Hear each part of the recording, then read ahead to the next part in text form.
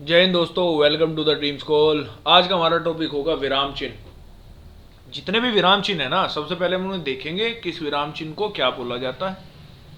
फिर हम उनके एग्जाम्पल समझेंगे कि कौन सा विराम चिन्ह कहां पर इस्तेमाल किया जाता है। ये वीडियो कंप्लीट होने के बाद आपको विराम चिन्ह की पूरी नॉलेज हो जाएगी। इसके बाद में फिर हम एक सेशन लेके आएंगे जिसमें विराम चिन्ह के क्वेश्चन एग्जाम में किस तरीके से बनते हैं वो आपने करना है, और उसके बाद ये टॉपिक हो गया आपका कंप्लीट। ठीक है। यदि किसी बच्चे को हिंदी व्याकरण में कुछ सीखना है, जैसे संधि वगैरह या वर्णमाला, तो बहुत अच्छे से मैंने एक्सप्लेन किया हुआ है, वो प्लेलिस्ट में जाकर के देख सकते हैं। हिंदी व्याकरण की प्लेलिस्ट पड़ी हुई, लिंक आपको डिस्क्रिप्शन में मिल जाएगा, उसका आई बटन में भी मैं पिन कर दूंगा। तो अब हम स्टार्ट करते हैं विराम चिन्ह। देखो, समझो इस बात को। भाषा के लिखित रूप में विशेष स्थानों पर रुकने का संकेत करने वाले चिन्हों को विराम चिन्ह कहते हैं। विराम का अर्थ होता है रुकना या ठहरना। अब देखो, आप इस बात को ना बहुत अच्छे तरह से इस एग्जाम्पल से समझ पाएंगे। देखो, दोनों बात एक ही लिखी हुई है, लेकिन दोनों में विराम चिन्ह अलग अलग जगह लगे हुए हैं। और विराम चिन्ह अलग जगह लगने के कारण आप बात में देखना कितना फर्क हो जाएगा। देखो, यदि कोई टीम है, मान लो ये कोई एक फर्म है, मान लो ये कोई कंपनी है एक, ठीक है। इसके यहाँ पे सिक्योरिटी खड़ी हुई है, ये सिक्योरिटी है। बाहर से कोई टीम आई और इन्होंने कहा कि हमें एंट्री लेनी है, ठीक है। इस सिक्योरिटी टीम के बॉस ने फोन किया और कहा कि उसे रोको मत, जाने दो। इसका मतलब आप इनको रोको मत, इन्हें जाने दो, इन्हें एंट्री करने दो। उसे रोको मत, फिर हम रुक गए यहां पे, जाने दो, जाने दो, ठीक है। दूसरी बात में ये कह रहा है उसे रोको मत जाने दो, यानी इनको रोक दो, जाने मत दो।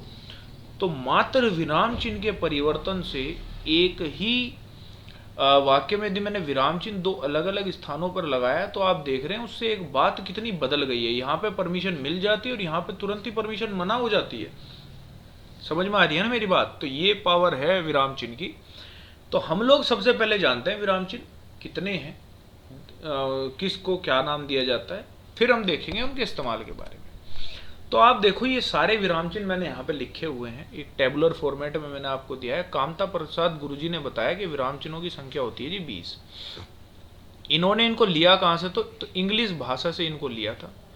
और एक विराम चिन्ह है जिसको इन्होंने इंग्लिश भाषा से नहीं लिया, वो है पूर्ण विराम। ठीक है ना, पूर्ण विराम। देखो, हिंदी में हम लगा देते हैं पूर्ण विराम और इंग्लिश में लगा देते हैं फुल स्टॉप, इतना फर्क है। तो हमने इसको नहीं लिया, इंग्लिश से नहीं लिया। ये पूछा जा सकता है बाजी बार। तो आप सिंपल यहां से तो ये देख सकते हो कि पूर्ण विराम कौन सा होता है। तो ये जो डंडा सा खिंचा हुआ ये पूर्ण विराम है। अर्ध विराम, ये अर्ध विराम हो गया। अल्प विराम, जो कोमा होता है ना, कोमा, कोमा को कहते हैं अल्प विराम। अल्प विराम। पर्सन चिन्ह तो आपको पता ही है, सारी उम्र से पर्सन ही पूछते आ रहे हो। विषमादि बोधक, विषमादि बोधक जैसे आप बहुत ज्यादा खुश होते हो, ठीक है ना, या बड़े समस्या में होते हो, दुखी हो गए कुछ ज्यादा, या आप मैच देख रहे हो, मान लिया इंडिया पाकिस्तान का मैच है, इंडिया मैच जीत गई, तो आपको लगे हुर्रे, ठीक है ना, हुर्रे। तो वहां पे हम इस चिन्ह का प्रयोग करते हैं। आप उदाहरण में समझेंगे इस बात को। कोष्टक चिन्ह ये पता ही है आपको, ठीक है ना, उदाहरण चिन्ह जिसको बोलते हैं, उदाहरण चिन्ह। निर्देशक, ठीक है। विवरण चिन्ह, विवरण चिन्ह होता है ये डिस्क्रिप्शन चिन्ह। जैसे सपोज कोई हेडिंग है और मुझे उसे एक्सप्लेन करना है, मान लिया exam, what is exam, exam क्या होता है मुझे ये बताना है, एग्जाम की परिभाषा बतानी। तो एग्जाम लिखा ना, उसके बाद में चिन्ह लगाया, ठीक है। विवरण यानी इसके बाद में मैं एग्जाम की परिभाषा लिखने वाला हूं, तो इसे कहते हैं विवरण चिन्ह। समझ में? अपूर्ण विराम, देखो पूर्ण विराम तो पूरा ही डंडा खिंच जाता है ऐसे। अपूर्ण मतलब कि पूरा नहीं है, तो पूरा नहीं है तो दो बिंदी लगा दी होंगी, ठीक है ना।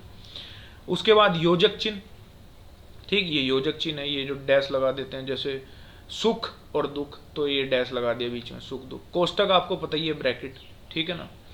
अब अच्छा, ये चीनी लिखा है क्या? इनका पूरा नाम मैं नहीं लिखा है, पर मैं आपको बता देता हूँ। जैसे ये, इसको बोलते हैं लाघव, ठीक है ना, लाघव जी, लाघव, ठीक है। जैसे यहाँ पे सिर्फ चिन्ह लिखा हुआ है ना, तो लाघव चिन्ह। लाघव का मतलब कैसे होता है? जैसे उत्तर प्रदेश है, तो उत्तर प्रदेश को आप पूरा ना लिख के क्या लिख देते हो? यू, फिर लाघव चिन्ह लगाते हो, पी और फिर लाघव। मतलब इस यू का मतलब हो गया उत्तर प्रदेश, उत्तर, और पी का मतलब हो गया प्रदेश, यानी बड़ी चीज को हमने छोटी बात में लिख दिया, तो उत्तर प्रदेश। इसको क्या देते हैं? लोप चिन्ह, ठीक है ना। ये भी नहीं लिखा शायद, हाँ मैं लिख दिया, ध्यान रखना आप थोड़ा सा, ठीक है। तो इसको क्या कहते हैं, लोप चिन्ह, ये इसका डिनोशन है, ऐसे हम लोग लोप करते हैं। वहाँ पे कैसे इस्तेमाल होंगे कैसे नहीं होंगे सब आपको एग्जाम्पल में मिलेगा। प्रतिशत का आपको पता ही है, इक्वल टू का पता है, टी का पता है, ठीक है ना। समाप्ति सूचक आपको पता ही है, अब तक आपने किया हुआ है, जब समाप्त करते हैं तो ऐसे लगा देते हैं, ठीक है। पादचिन्ह और पदबंध इनको ऐसे डिनोट करते हैं। अब हम चलते हैं डायरेक्ट एग्जाम्पल्स की ओर, उदाहरण से समझेंगे सारी बातों को। देखो, अल्प विराम, अभी आपको बताया अल्प विराम का मतलब होता है कोमा, ठीक। जहां थोड़ी सी देर रुकना पड़े वहां अल्प विराम चिन्ह का प्रयोग किया जाता है। जैसे अब आप यहां पर देखो, नदी, पहाड़, खेत, हवा, थोड़ी थोड़ी देर रुक के बोल रहे हैं ना। राम, सीता और लक्ष्मण जंगल गए, ठीक है। तो कोमा लगा दिया ना, तो थोड़ी सी देर रुकना पड़ रहा है। जैसे मैंने आपको मेन एग्जांपल में समझाया था कि रोको मत जाने दो, या रोको मत जाने दो, ठीक है ना। तो वहां पे हम कोमे का इस्तेमाल कर रहे थे, यानी थोड़ी थोड़ी सी देर हम रुकने की बात कर रहे थे। अर्धविराम, जैसे कि मैंने बताया, पूरा तो है ही नहीं, अर्धविराम है, ठीक है ना। सेमी कोलन हम इसको कह देते हैं, सेमी कोलन।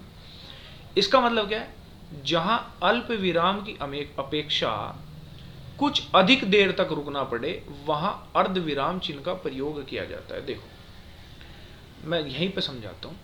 अल्प विराम तो हो गया, ये यहां पे तो कुछ समय के लिए रुकना पड़ रहा है, लेकिन अर्धविराम क्या हो गया, ये हो गया।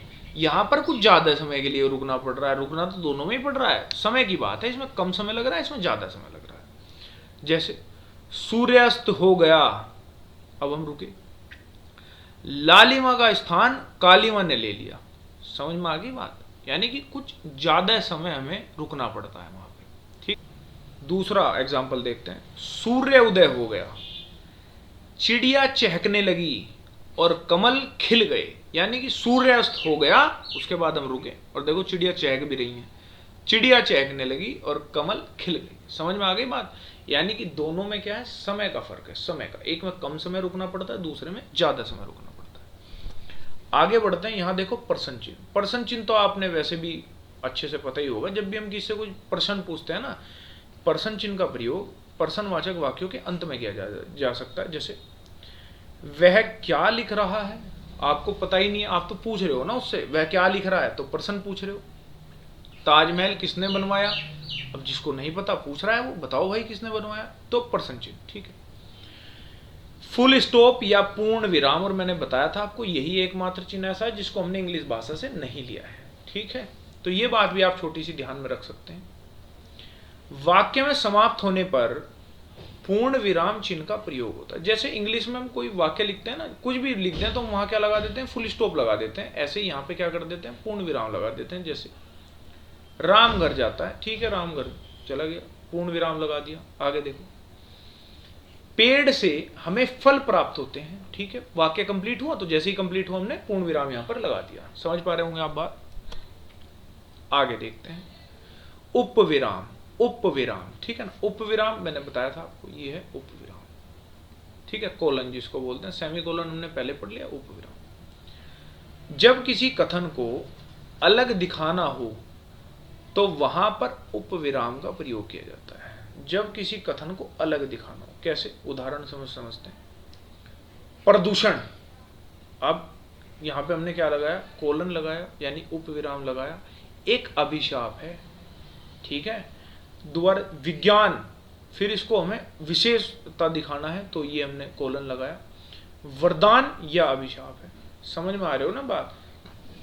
तो जब किसी कथन को अलग दिखाना हो, ठीक है ना, या जैसे कह देते हैं भार डाल देते हैं ना किसी शब्द पे, जोर पूर्वक हम कह देते हैं उसको, तो वही बात है, वहां पे फिर हम लगाते हैं कोलन चिन्ह। आगे देखो, विस्मादिबोधक, मैं अभी आपको बताया था ना, जब खुशी हो दुख हो तो उसमें विस्मादिबोधक, जैसे यह विस्मादिबोधक चिन्ह अव्यय शब्दों के आगे लगाया जाता है। देखो अव्यय शब्द ऐसे होते हैं जिनका विकार नहीं कर सकते, विकारी रूप में परिवर्तन नहीं कर सकते, एक वचन बहुवचन हम उन्हें नहीं बना सकते, तो वो होते हैं अव्यय। उदाहरण मैं बताता हूँ, जैसे हाय, आह, छी, अरे, शाबाश, ठीक है ना, किसने बढ़िया काम कर दिया, शाबाश शेर, शाबाश। तो जब बहुत ही ज्यादा खुशी आपको हो गई, आप एकदम वो कर रहे हो किसी की प्रशंसा, तो वहां पे विस्मादिबोधक, ये सब वही है। हाय हो गया, वह मारा गया, हाय वह मारा गया, ओहो बहुत दुख वाली बात है, ठीक, तो लगा दिया। ऐसे आहा कितना सुहावना मौसम है, बिल्कुल मतलब मनोरंजन वाली स्थिति में है बालक, तो बहुत खुश है, आह कितना सुहाना मौसम है, तो वहां पर हम क्या करते हैं, विस्मादिबोधक चिन्ह का प्रयोग करते हैं।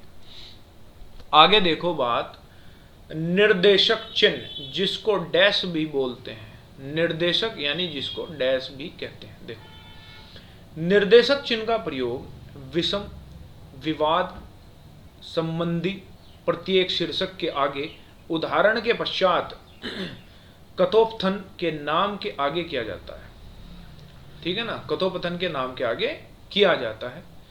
इसको रेखा चिन्ह के नाम से भी जाना जाता है। देखो मेरी बात, जैसे इसने उदाहरण के रूप में यहां बताने की कोशिश करी है, जैसे अनार, आम, संतरा, यहां पे मैं जैसे उदाहरण देना चाह रहा था तो विवरण के रूप में भी एक तरीके से उदाहरण के रूप में लगा दिया ना मैंने यहां निर्देशक चिन्ह। अध्यापक, अध्यापक ने कहा तो एक यहां निर्देश दे दिया, अध्यापक तुम जा सकते हो, निर्देशक दे दिया ना उसने, निर्देशक चिन्ह का प्रयोग कर दिया, निर्देश दे दिया, ठीक है। तो जैसे मैंने आपको यहां बताया है, आपको इसका प्रयोग किसी विषय, विवाद, ठीक है ना, विषय विवाद संबंधी प्रत्येक शीर्षक के आगे लगाया जाता है। समझ में आ गई बात आपके? आगे देखते हैं कोष्टक। कोष्टक तो मतलब आपको पता ही है, ब्रैकेट जो होता है। कोष्टक चिन्ह का प्रयोग अर्थ को और अधिक स्पष्ट करने के लिए शब्द अथवा वाक्यांश को कोष्टक के अंदर लिखकर किया जाता है। देखो मेरी बात सुनो, जैसे एग्जांपल हम देखते हैं, विश्वामित्र, अब ब्रैकेट में क्या लिखा, क्रोध में कांपते हुए, क्रोध में कांपते हुए ठहर जा, ठीक है ना, इसका मतलब है, देखो विश्वामित्र ने कहा किससे, ठहर जा, और ब्रैकेट में लिख दिया क्रोध में कांपते हुए, यानी कि उनकी अवस्था यहां पे हमने बता दी, ठीक है ना, उन्हें बता दिया कि विश्वामित्र जी कितने क्रोध में है, यानी कि इनकी बात को हमने यहां ब्रैकेट में लिख दिया। जैसे आगे देखो, धर्मराज सत्य और धर्म के संरक्षक थे। अब देखो धर्मराज किसे कहते हैं, तो वो बात हमने ब्रैकेट में लिख दी, युधिष्ठिर साहब को कहते हैं धर्मराज। समझ में आई बात? धर्मराज सत्य और धर्म के संरक्षक थे, इसका मतलब है इनकी बात ना हमने यहां ब्रैकेट में छाप दी कि धर्मराज हम किसको कह रहे हैं, युधिष्ठिर जी को कह रहे हैं धर्मराज। समझ में आ गई ना बात आपके? तो उस जगह हम कोष्टक शब्द चिन्ह का प्रयोग कर देते हैं। उदाहरण या अवतरण चिन्ह, ठीक, ये किसे कहते हैं, जैसे इन्वर्टेड कोमा होता है ना, तो देख लेते हैं, जब किसी कथन को जो का तो उद्धृत करने के उदाहरण या अवतरण चिन्ह का प्रयोग किया जाता है। देखो समझो बात को, जैसे महाकवि तुलसीदास ने कहा, देखो तुलसीदास जी ने जो भी सत्य कहा है, उस बात को हम जो का त्यों लिखना चाह रहे हैं ना, तो उसके लिए हमने यहाँ पे इन्वर्टेड कोमाज लगा दी, जिसको अवतरण बोलते हैं। जैसे भारतेंदु जी ने कहा, अब जो भी इन्होंने कहा है ना वो हम जो का त्यों लिख रहे हैं, उसमें कोई बदलाव नहीं कर रहे, हिंदी, हिंदू, हिंदुस्तान, तो उसके लिए हम इन्वर्टेड कोमा यानी इस चिन्ह का प्रयोग कर लेते हैं। समझ पाए आप बात? आगे देखो हाइफन, हाइफन या योजक चिन्ह हम इसे कह देते हैं, ठीक है।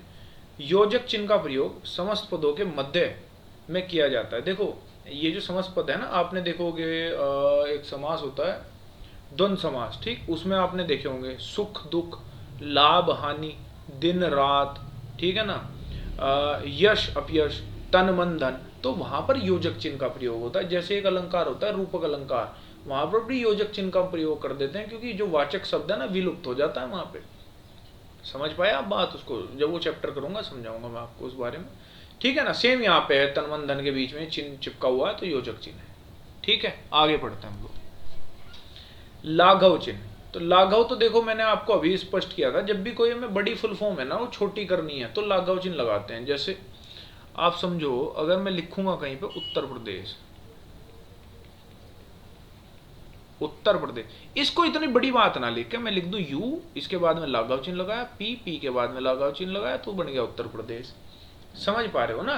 यानी किसी भी शब्द को छोटा कर दिया हमने, संक्षेप में कर दिया उस बात को, तो वहीं पर हम लाघव चिन्ह का प्रयोग करते हैं। आगे देखो, आगे कहना चाह रहा है विवरण चिन्ह। विवरण चिन्ह मतलब कि जब आप किसी परिभाषा को विवरित करते हैं, समझाते हैं, डिस्क्राइब करते हैं, तब हम उसको लिखते हैं। समझ लेते हैं एक बार इसको। विवरण चिन्ह का प्रयोग वाक्यांश के विषय में कुछ सूचक निर्देशक आदि देने के लिए किया जाता है। जैसे वनों में निम्न लाभ है, अब क्या लाभ है वो हम यहां लिखेंगे। मतलब एक तरीके से जब आप कोई हेडिंग लिखते हो ना, उसके बारे में कुछ कहना चाहते हो, तब आप इस चिन्ह का प्रयोग करते हो, तो उसको हम क्या कहते हैं, विवरण चिन्ह। ठीक है, समझ पाए होंगे बात आप। अब यहाँ पे आप देखिए त्रुटिपूर्वक चिन्ह, ये त्रुटि चिन्ह का ही एक सिंबल होता है। देखो कैसे करते हैं इसको। जैसे कोई लिखता है कि he is going to Delhi, तो ही गोइंग टू दिल्ली। अब आप बात समझो, मैंने सेंटेंस लिखा, आप कहोगे जी आपने इसमें गलती कर दी। मैं कहूंगा क्या गलती कर दी, कि आपने इज नहीं लगाया। तो मैं कहूंगा हाँ जी त्रुटि तो हो गई, उस त्रुटि को यहाँ त्रुटि चिन्ह लगा के और जो गलती करी उस बात को ऊपर लिख दो। He is going to Delhi, वो दिल्ली जा रहा है। तो जहां गलती होगी ना वहां भी त्रुटि चिन्ह लगा के बात को ऊपर लिख देते हैं, ये वही त्रुटि चिन्ह है। समझ पा रहे हो ना आप मेरी बात को। ठीक है, तो इसका प्रयोग ऐसे ही होता है, आप उदाहरण यहां से पढ़ सकते हैं। आगे देखते हैं ये क्या कहता है, पदलोप चिन्ह। ठीक है ना, जो लोप था वो पदलोप चिन्ह। ठीक, अभी मैंने बताया था ना पीछे आपको, दो चिन्ह के नाम नहीं लिखे हुए, तो लोप और लाघव, तो वो यही है। देखो, राम ने मोहन को गाली दी। ठीक है, तो लोप है यहाँ पे, मतलब लोप कर रहा है, बढ़ाता जा रहा है ऐसे। ठीक, लंबी आवाज सी जैसे खींच देते हैं उसे। मैं सामान उठा दूंगा पर, अब ये आगे बात छोड़ दी, इसने क्या कहना चाह रहा है वो इसने ऐसे लिखता चला गया भाई पर। समझ में आई है बात आपको। तो जितने भी इंपॉर्टेंट चिन्ह हो सकते थे उनको मैंने विद एग्जांपल आपको समझाया है। सारी चिन्हों की एक तालिका मैंने आपको बना करके दे दी है। ये चैप्टर आपका कंप्लीट तब होगा जब आप इसके जो क्वेश्चंस है ना उनको अटेम्प्ट कर लेंगे अच्छे से। क्वेश्चंस की वीडियो मैं जल्दी ही अपलोड कर दूंगा, तब तक आप इसको अच्छे से रिवाइज करना, अच्छे से तैयार कर लेना। उसके बाद आपका एक चैप्टर पूरा कंप्लीट हो जाएगा। अब वीडियो को करते हैं हम यहीं पे समाप्त। वीडियो देखने के लिए धन्यवाद। जय हिंद।